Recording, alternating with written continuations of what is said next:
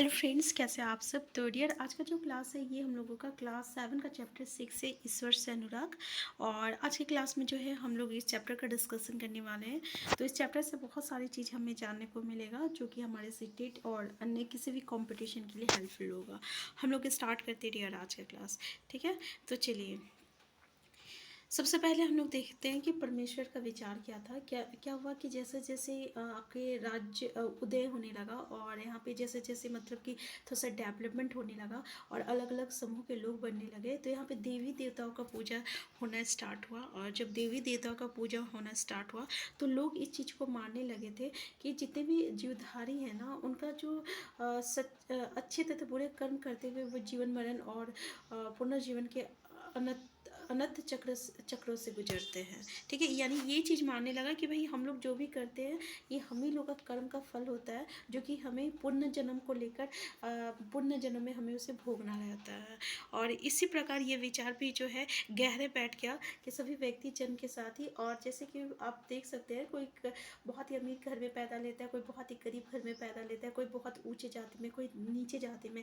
तो ये क्यों होता है? क्योंकि जन्म से ही सब एक जैसा नहीं होता है। अगर भगवान जन्म से एक जैसा क्यों नहीं बनाता? क्योंकि ये कहीं ना कहीं हमारे पुराने जन्म का ही लेना देना रहता है, अपने बुरे कर्मों का ही फल होता है। ठीक है, तो इस तरीके के विचार इन लोगों विचार का जो है उस समय डेवलपमेंट हुआ।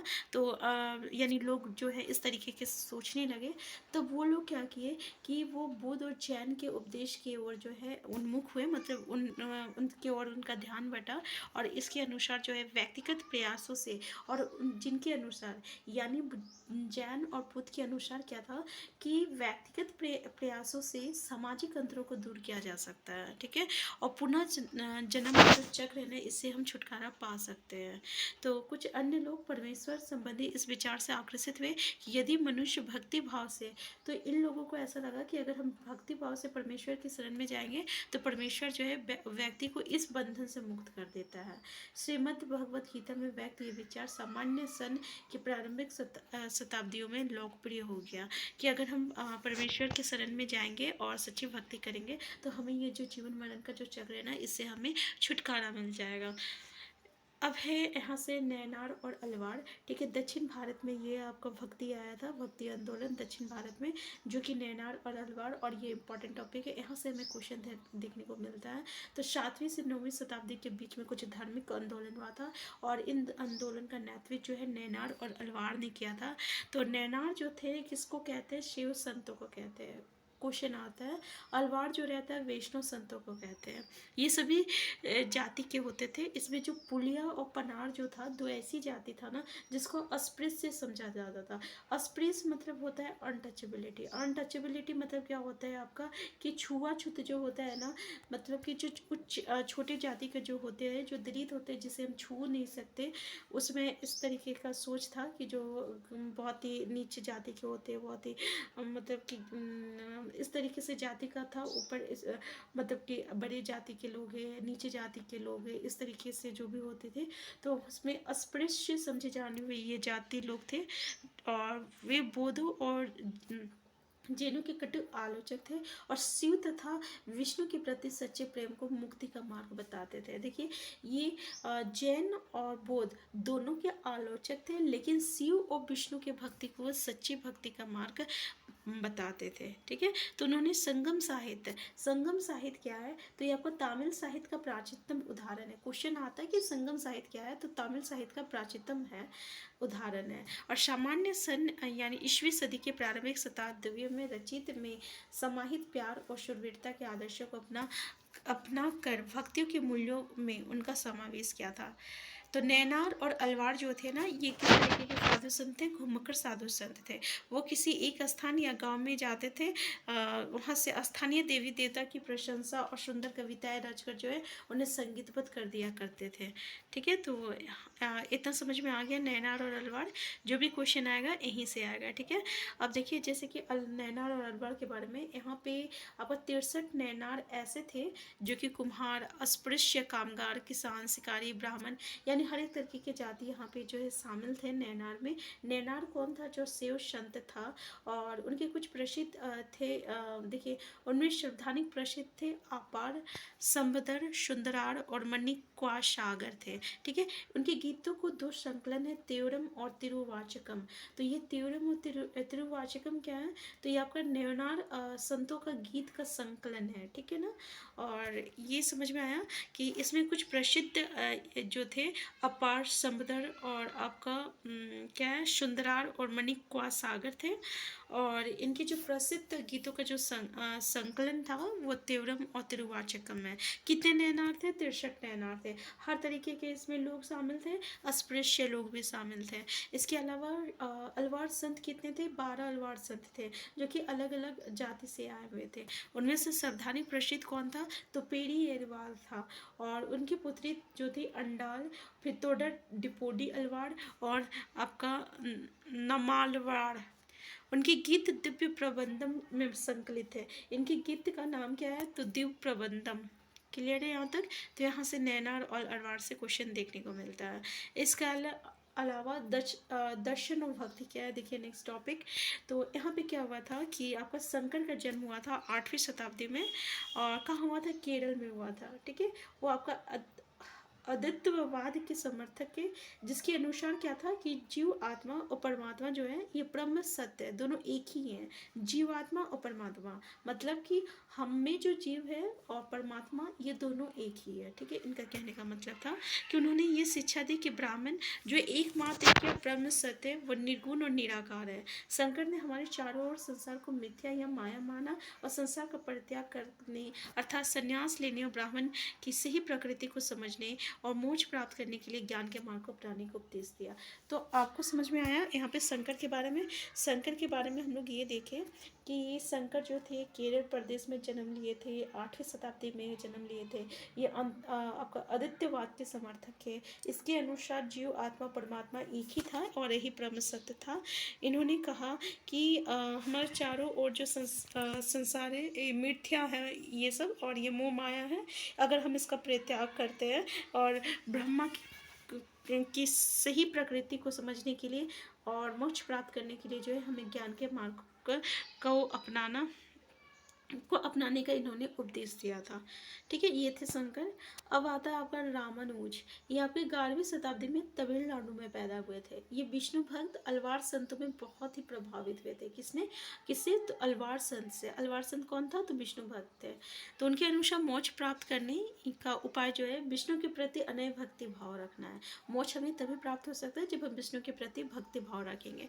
भगवान विष्णु की कृपया दृष्टि से भक्त उनके साथ एकाकार होने का परमानंद प्राप्त कर सकता था। रामानुज ने विशिष्टता दैत्य के सिद्धांत को प्रतिपादित किया, जिसके अनुसार आत्मा परमात्मा से जुड़ने के बाद भी अपनी अलग सत्ता बनाए रखती है। रामानुज के सिद्धांत ने भक्ति की नई धारा को बहुत प्रेरित किया, जो परवर्ती काल में उत्तरी भारत में विकसित हुई। ठीक है, अब है आपको वैष्णव का विश्ववाद। ये क्या है? तो हमने इससे पहले पढ़े कि तमिल भक्ति आंदोलन और मंदिर पूजा के बीच क्या संबंध था। इसके परिणाम स्वरूप जो प्रतिक्रिया हुई वो बसवाना और अलम्मा प्रभु और अक्कम्मा देवी जैसे उसके साथियों द्वारा प्रारंभ किए गए वीर शैव आंदोलन में स्पष्ट दिखाई देती है। यह आंदोलन 12वीं शताब्दी के मध्य में कर्नाटक में प्रारंभ हुआ था। वीर शैव ने सभी व्यक्तियों की समानता के पक्ष और जाति तथा नारी के प्रति व्यवहार के बारे में ब्रह्मवादी विचारधारा के विरुद्ध अपने प्रबल तर्क प्रस्तुत किए। इसके अलावा वो सभी प्रकार के कर्मकांडों और मूर्ति पूजा के विरोधी थे। ये इंपॉर्टेंट पॉइंट है, याद रखिएगा कि वो सभी प्रकार के कर्मकांड और मूर्ति पूजा के विरोधी थे। कौन? बसवाना और विश्ववाद। ठीक है, यहाँ पे देखिए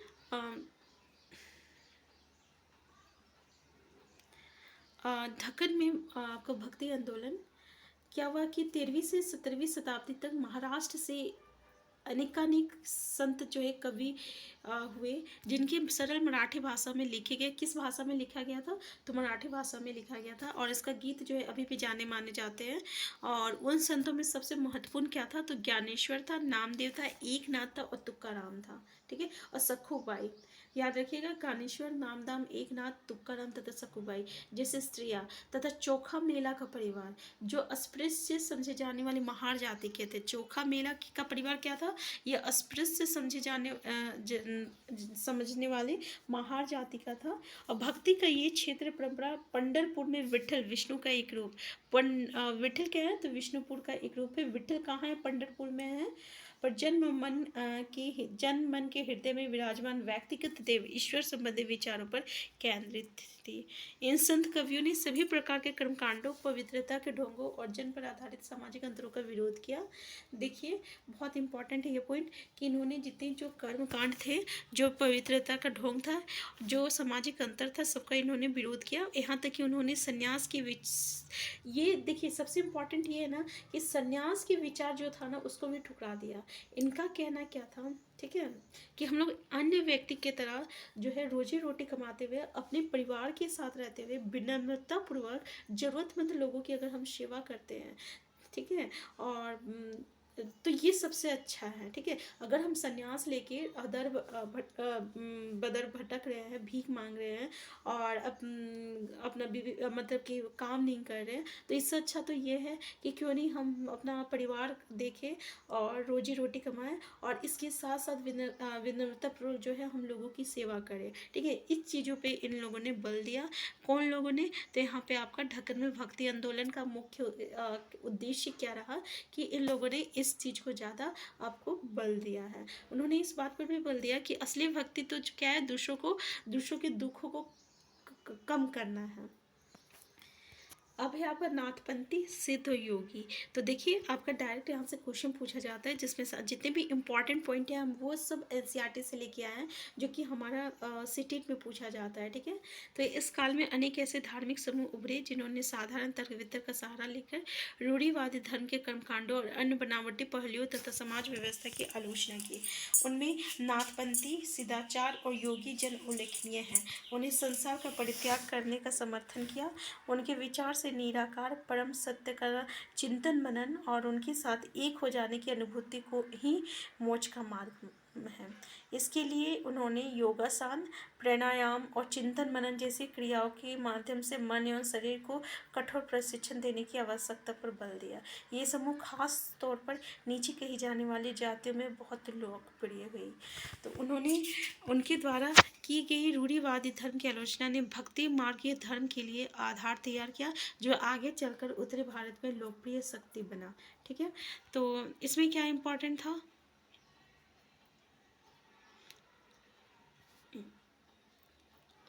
इसमें तो ऐसा कुछ भी हमें इम्पोर्टेंट देखने को नहीं मिल रहा। ठीक है ना, देखिए, उन्होंने योगासन, प्राणायाम और चिंतन मनन जैसे क्रियाओं के माध्यम से मन और शरीर को कठोर प्रशिक्षण देने की आवश्यकता पर बल दिया। ठीक है, किसने दिया था? तो ये आपका नाथपंथी सिद्ध योगी। तो ये यहाँ से इम्पॉर्टेंट है। ठीक है, इनके बारे में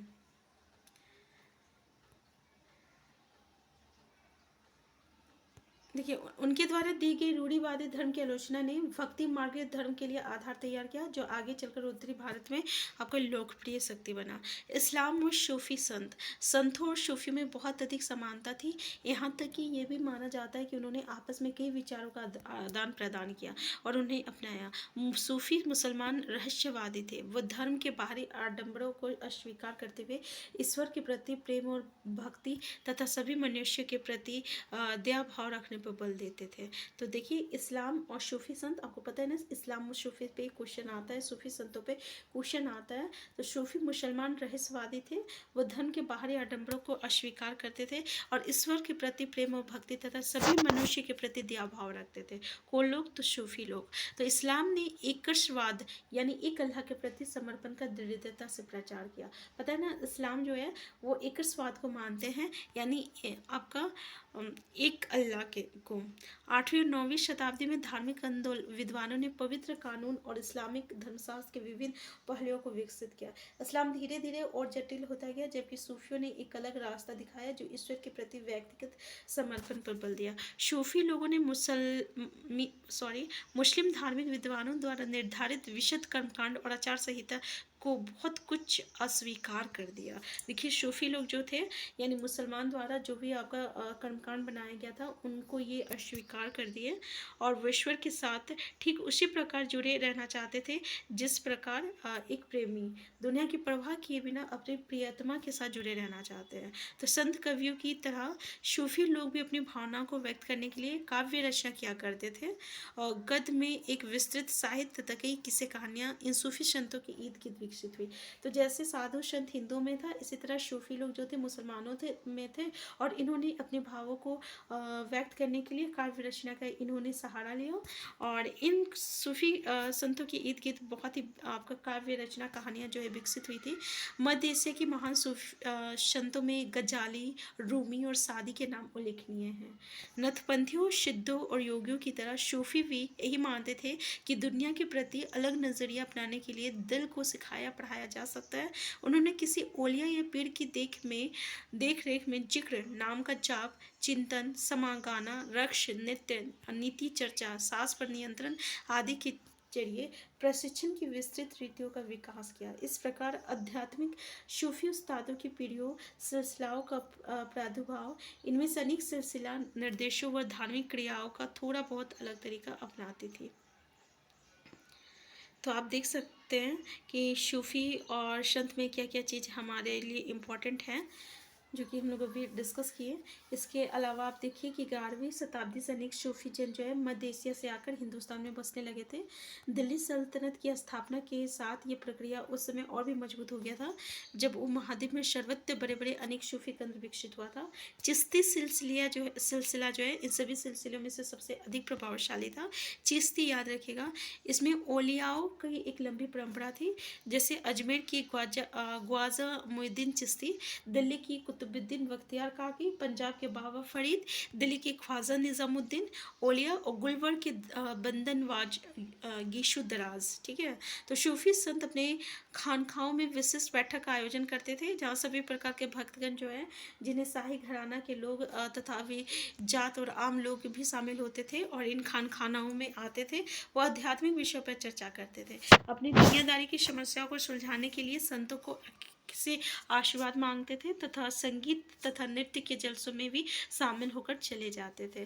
ठीक है, तो अक्सर लोग ये समझते थे कि सूफी औलियाओं के पास चमत्कारिक शक्तियाँ होती है जिनसे आम लोगों की बीमारियों और तकलीफों से छुटकारा मिल सकता है। सूफी संत की दरगाह एक तीर्थ स्थल बन जाता है जहाँ सभी ईमान धर्म के लोग हजारों संख्या में इकट्ठा होते हैं। अभी भी जो है हम इस तरीके के मौलवी के नाम से हम लोग कह सकते हैं कि उनके पास जाते हैं और कहता लगता है कि वो लोग जो है जिन्हें हम मौलवी के नाम से जानते हैं। अभी भी हम लोग शायद अभी आप देखे होंगे कहीं कहीं मौलवी लोग रहा करते हैं, तो ऐसा अक्सर कहा जाता है कि उनके पास जाने से जो है, अगर हम अपने दुखों का ये करेंगे उनके सामने रखेंगे तो वो उससे जो है हमें राहत मिल जाती है और वो हम तो इस तरीके का सोच जो है अभी भी है। तो देख सकते हैं आप कि जो भी इम्पोर्टेंट पॉइंट था हम लोगों ने डिस्कस कर लिया है और देखिए चैप्टर बहुत ही बड़ा है, इसलिए एक क्लास में तो पॉसिबल नहीं है। फिर भी हम आपके पास ऐसे इंपॉर्टेंट छोटे छोटे पॉइंट लाते हैं जहाँ से हमें जो है क्वेश्चन देखने को मिल सकता है। हम फिर मिलते हैं नेक्स्ट क्लास में। चैनल में नए हैं, चैनल को सब्सक्राइब कर लीजिएगा। Thank you.